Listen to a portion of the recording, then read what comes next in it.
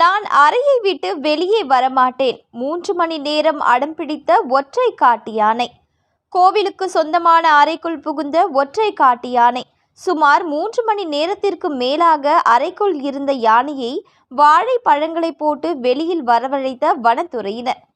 கோவை மேற்கு மலை தொடர்ச்சி பகுதியில் ஏராளமான வனவிலங்குகள் உள்ளது. குறிப்பாக யானைகள் நடமாட்டம் என்பது மற்ற விலங்கினத்தை விட சற்று அதிகமாகவே உள்ளது.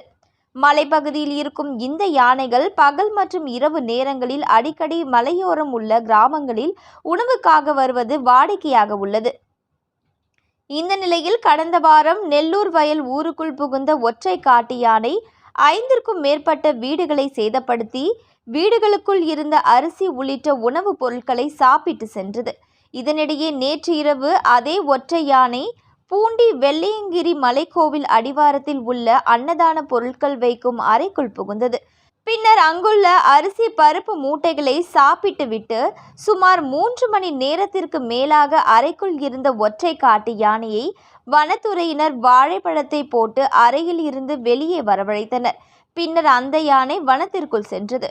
உணவுக்காக அன்னதான பொருட்கள் வைக்கும் அறைக்குள் புகுந்த ஒற்றை காட்டு யானை நீண்ட நேரமாக வெளியில் வராமல் வனத்துறைக்கு போக்கு காட்டிய வீடியோ தற்போது வைரலாகி வருகிறது.